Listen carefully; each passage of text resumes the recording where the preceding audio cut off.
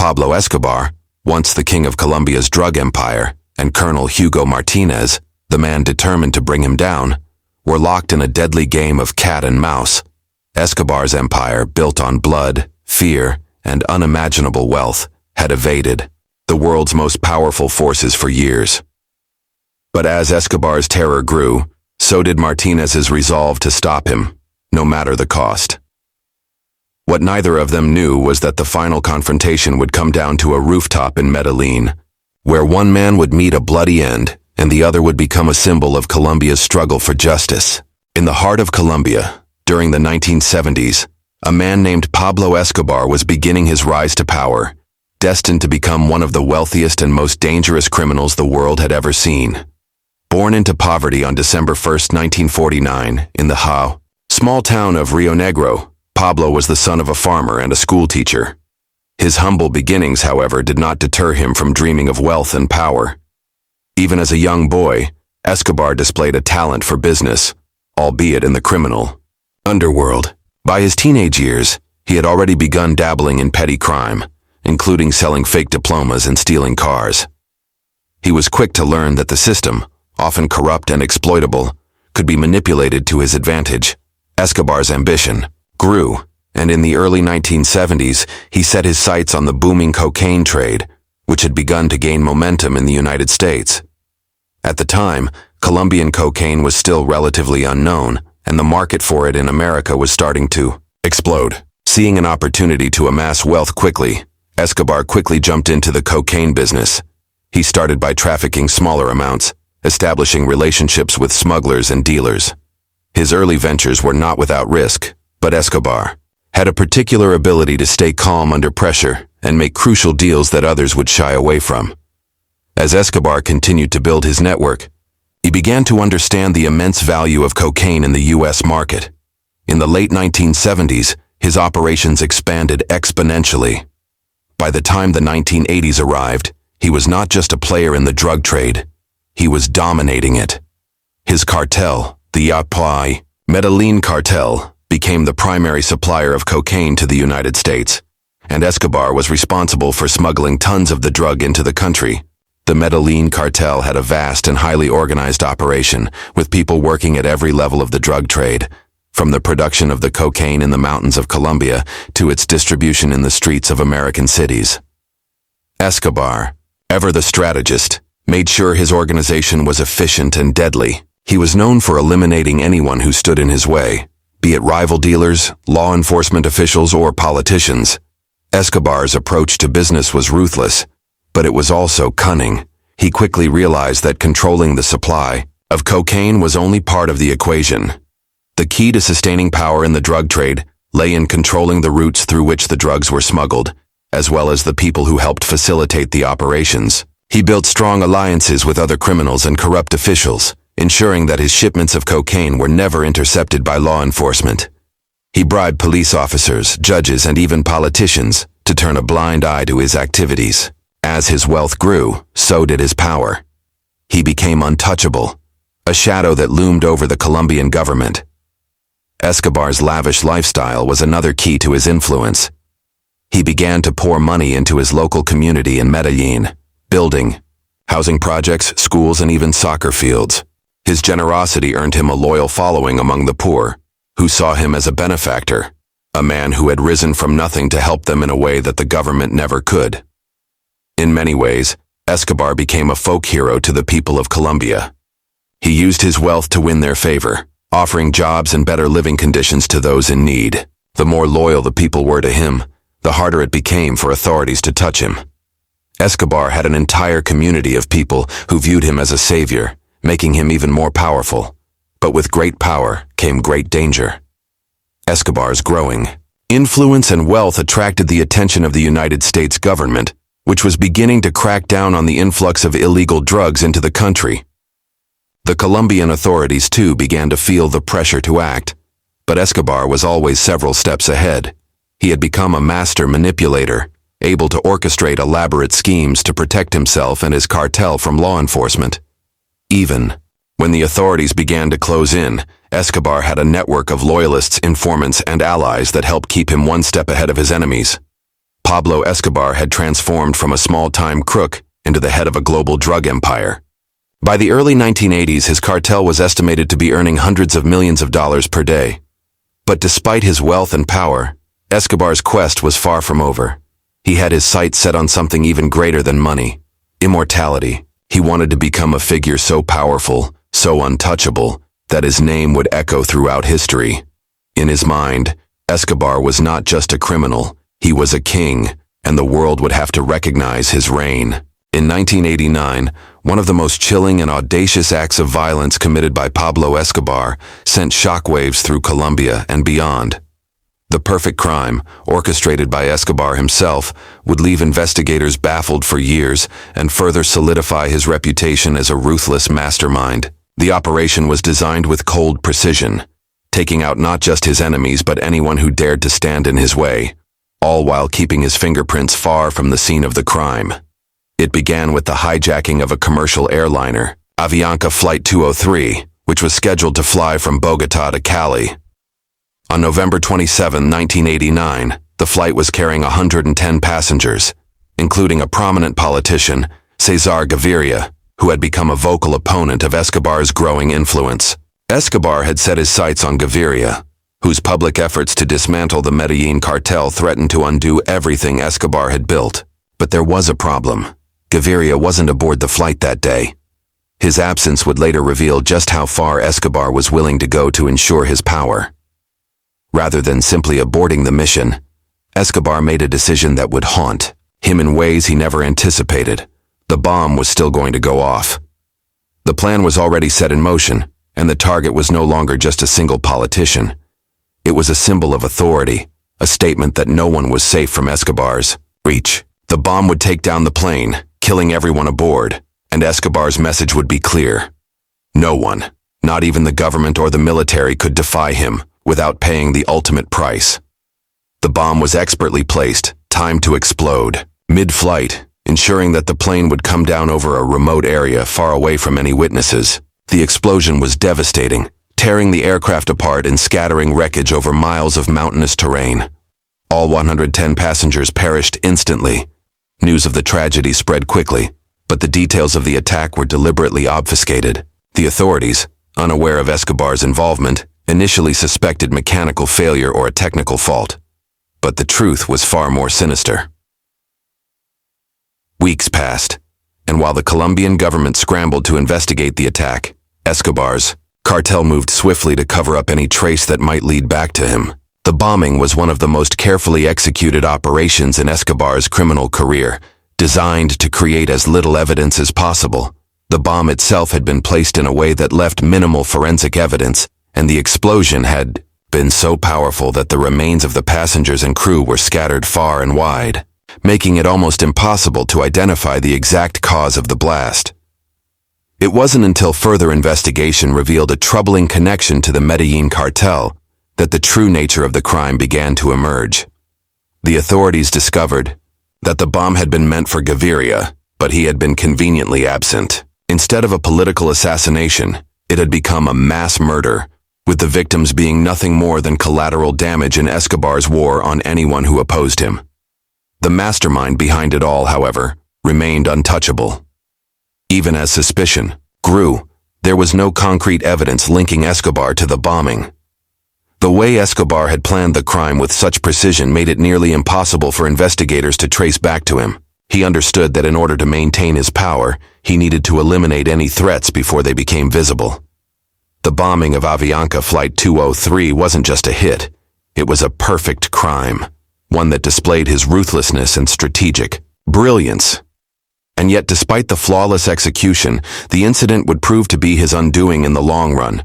Escobar's methods of committing crime were evolving, no longer content with just eliminating rivals in the streets or hiding behind corrupt officials. He was willing to target entire populations of innocent people to prove a point. His escalating violence began to alienate even those who had once admired his success and generosity. While the public had once been willing to turn a blind eye to the atrocities committed by the Medellín Cartel, the bombing of Flight 203 marked a turning point. The attack shocked the world, and slowly, the veil of invincibility that Escobar had woven around himself started to unravel. The once untouchable kingpin had made a grave mistake in underestimating the public's response to such brutal tactics. The more ruthless his actions became, the more enemies he made, not just in Colombia, but in the international community. The perfect crime, while brilliantly executed, would ultimately be one of the key factors leading to his eventual downfall. The world would soon realize that even a man as powerful as Escobar could no longer hide behind the facade of untouchability. His empire, built on fear and blood, was beginning to crumble from the inside out. Pablo Escobar was not just a drug lord. He was a master of manipulation, capable of crafting an image that made him appear as both a protector and a tyrant. While most criminals in his position would focus solely on amassing wealth and expanding their networks, Escobar understood something that many failed to grasp. Control wasn't only about power, it was also about perception. He wasn't simply running the Medellín Cartel. He was creating a legacy, one that blurred the line between hero and villain. Escobar's true genius lay in his ability to hide his most violent and brutal acts behind a mask of charm, generosity, and a carefully constructed public image. He was strategic in how he presented himself to the people of Colombia, particularly in the poorer neighborhoods of Medellin, where the government had failed to provide basic services for its citizens. While politicians and law enforcement turned a blind eye to the needs of the disadvantaged, Escobar swooped in, offering solutions in the form of money, jobs, and infrastructure. He didn't just build roads, schools, and hospitals. He built a network of loyalty that would serve him in his empire building. By the 1980s, Escobar had become a folk hero to many in Medellin. In his mind, he wasn't simply a drug dealer. He was a man who had risen from the slums to provide for the very people who had been forgotten by society. For the poor, he was a godsend. He constructed Ciudad Pablo City, a neighborhood of low-cost housing and social services that improved living conditions for thousands. He built sports fields and funded local schools, offering scholarships to children who were often overlooked by the state.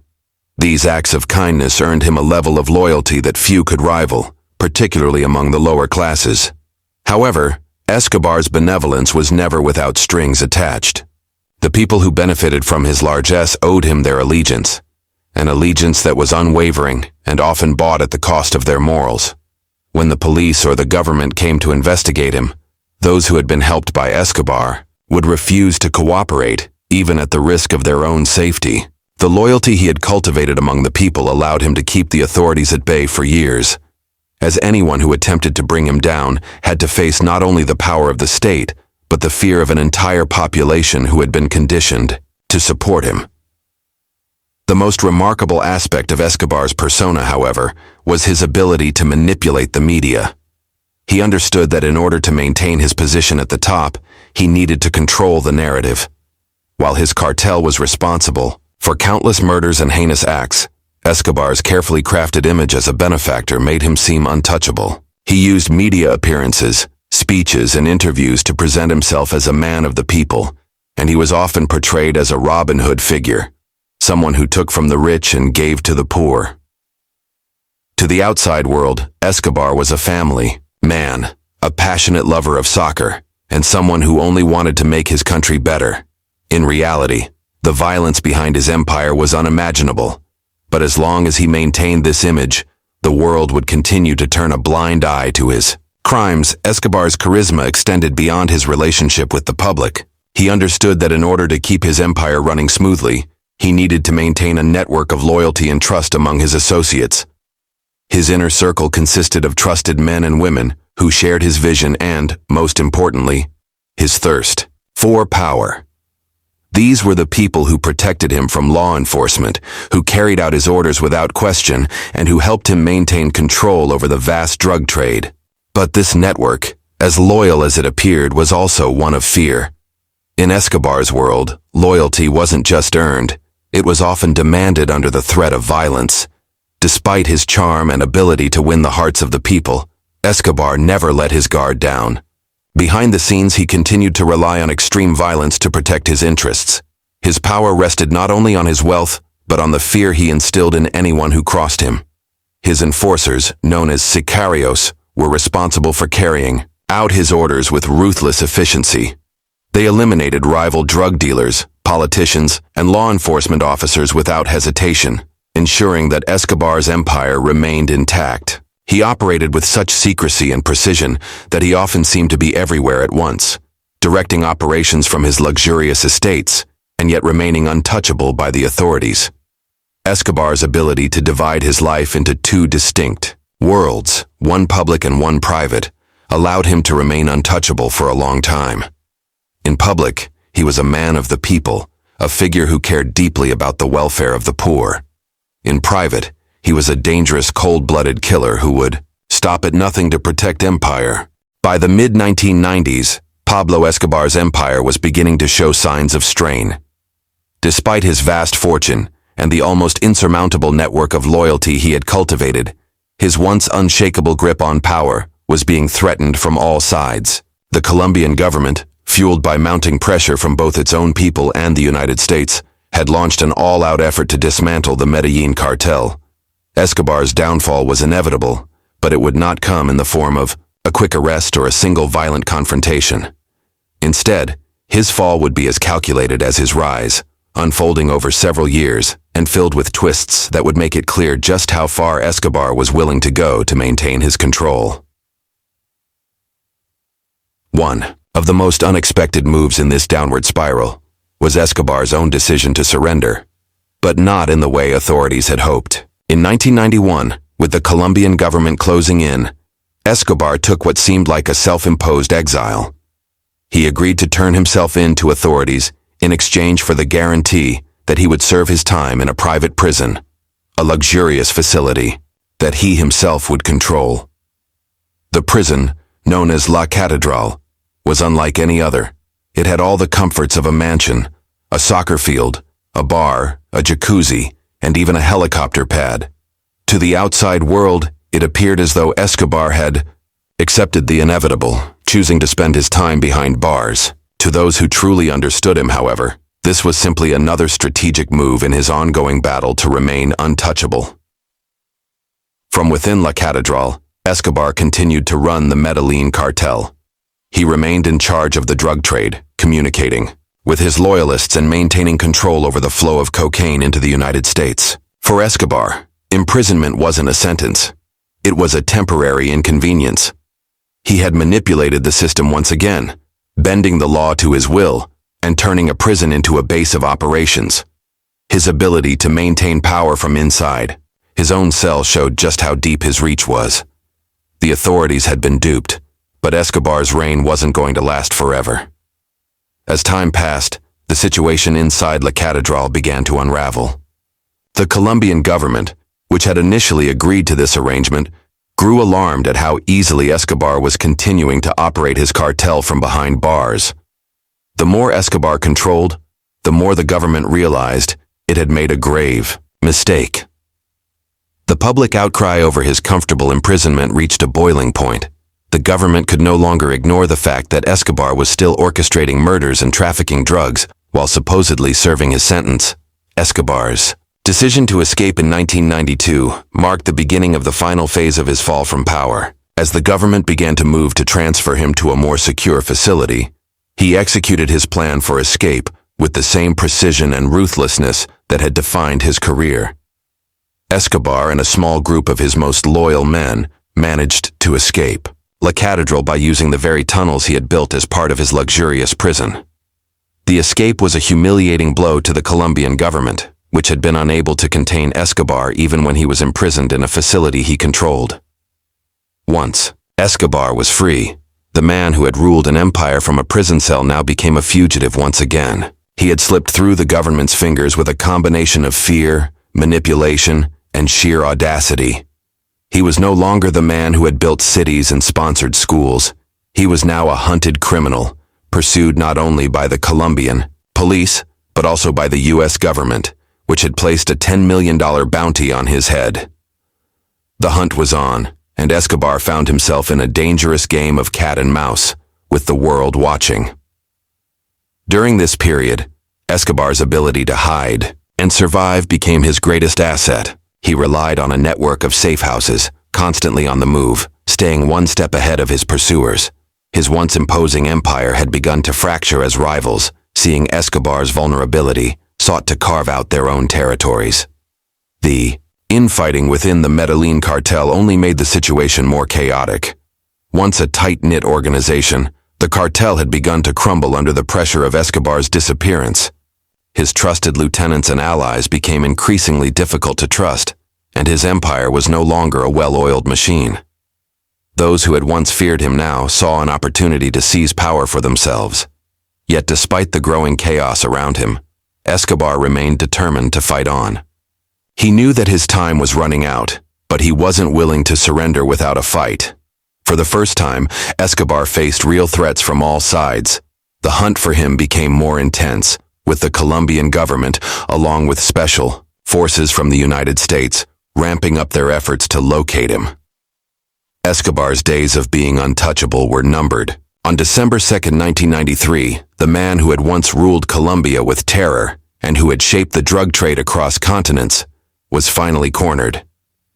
After a relentless manhunt that had spanned months, the Colombian government, with the help of U.S. intelligence and special forces, was closing in on Pablo Escobar. His escape from La Catedral had marked the beginning of his final fall, but it wasn't until he fled into the slums of Medellin that his fate was sealed. The battle for Escobar's capture was no longer just a pursuit of justice. It had become a matter of national security, with the entire country breathing down the neck of one man who had, for so long, seemed untouchable.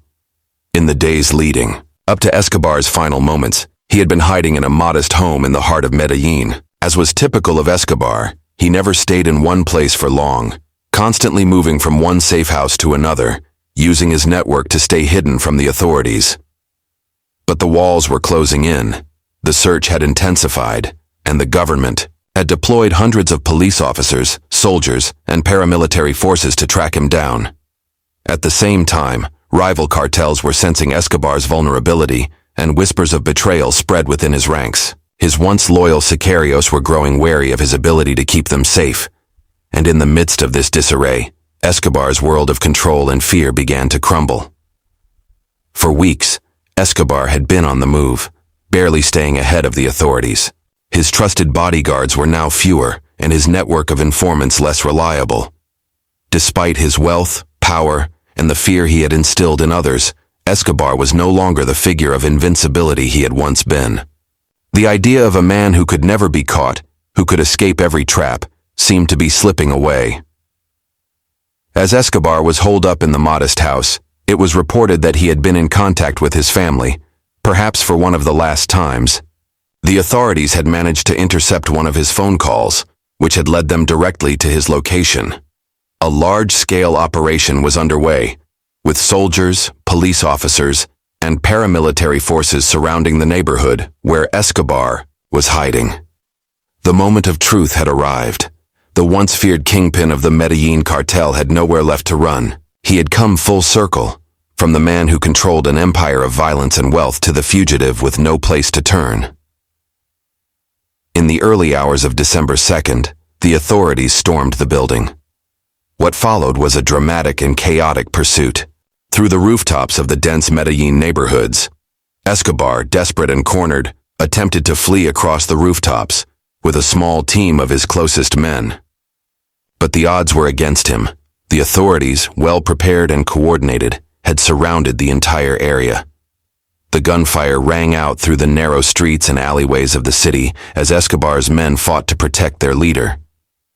The fierce firefight lasted only minutes, but it was enough to change the course of history. Escobar's fate was sealed on that rooftop. It was there, in the heart of his former empire, that Pablo Escobar was finally killed. A single shot rang out, striking Escobar as he attempted to escape. Though there were conflicting reports, most sources agree that Escobar's death came at the hands of the police, with some suggesting that he might have been shot during the exchange of gunfire. Others claimed that Escobar took his own life, rather than surrender. Regardless of the specifics, Escobar's reign had come to a brutal and final end. The man who had evaded countless attempts on his life, who had once been the most powerful drug lord in the world, was dead. The news of Escobar's death spread quickly, both in Colombia and internationally. For many, his death symbolized the End of an era. The Medellín Cartel, which had dominated the global cocaine trade for over a decade, had been effectively dismantled. But for those who lived in Medellin, the death of Escobar was a complicated and ambivalent event. To some, he was still the man who had built houses, schools, and provided jobs. He had been a godlike figure to the poor of Colombia, and his death left a void that would never truly be filled.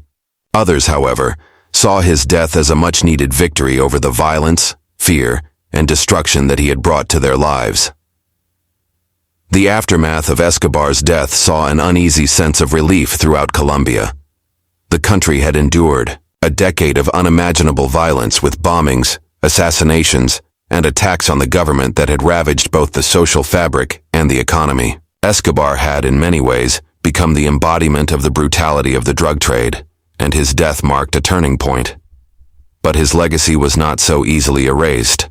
The drug trade continued to thrive in Colombia, with new cartels rising to fill the power vacuum Escobar left behind. The idea of the perfect crime, the way Escobar had operated with impunity for so long, remained etched into the memory of the world.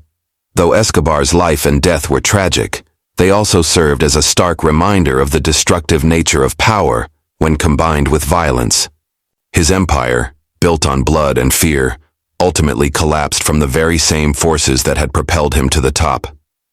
Escobar had been driven by an insatiable hunger for power, fame, and wealth, but in the end, it was his inability to adapt. To recognize when his empire had already been undone, that led to his demise. His perfect crimes, his flawless escapes, and his unyielding control over the Medellín Cartel could not prevent the inevitable. His reign had ended, and with it, the era of Pablo Escobar was over.